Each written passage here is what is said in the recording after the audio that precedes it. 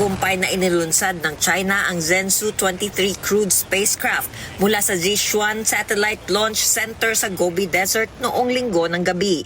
Sa pamamagitan ng Long March 2F rocket, lumipad ang spacecraft patungo sa Tiangong Space Station bago matagumpay na nakapagdak pagkalipas ng halos 3.5 oras. Ayon sa China Manned Space Agency o CMSA, nasa maayos na kalagayan ang 3 astronaut na sakay ng spacecraft.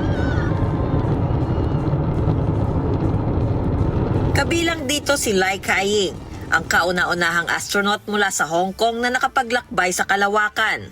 作为一名普通的香港人，可以加入航天员队伍，入选本次乘组执行任务。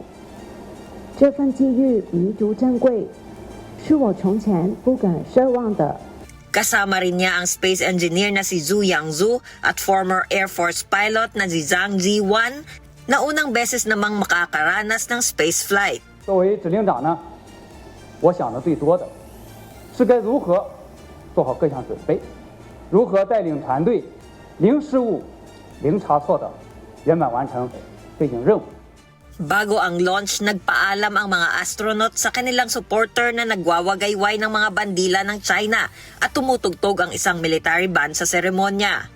Pagdating sa Tiangong Space Station, sinalubong sila ng Zhenzhou 21 crew para sa panibagong crew handover sa orbit. Nagkaroon din ng group photos ang dalawang crew sa ika-8 space get-together sa kasaysayan ng Chinese Aerospace Program. Magsasagawa ang Zhenzhou 23 crew ng mga scientific experiments sa larangan ng life sciences, material science, fluid physics at medicine. Ngunit pinatututukan sa misyon ang plano ng pagpapanatili ng isang astronaut sa kalawakan ng buong 1 taon. Layunin ng eksperimentong ito na pag-aralan ng mga epekto ng matagal na pananatili sa microgravity, katulad ng paghina ng mga buto at kalamnan, pagka-expose sa radiation, problema sa pagtulog, at mental o psychological fatigue. Ayon sa mga eksperto, mahalaga ang misyong ito para masubukan kung kayang mabuhay ng tao sa mahabang panahon sa kalawakan. Isang mahalagang hakbang para sa mga planong misyon sa Buwan at Mars.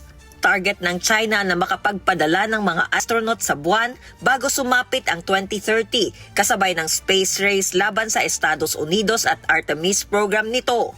Nakatakdang subukan ng China ang bago nitong Mengzhou spacecraft ngayong taon na papalit sa luma ng Zhenzhou line at gagamitin sa mga future moon missions. Layunin din ng Beijing na makapagpatayo ng unang bahagi ng International Lunar Research Station o ILRS pagsapit ng 2035. Sa nakalipas na 3 dekada, malaki na ang inilagak na pondo ng China sa space program nito upang mahabol ang mga malalaking bansa tulad ng Estados Unidos, Russia at mga bansa sa Europe. Jihan Tamasunas, humahataw sa balita ngayon.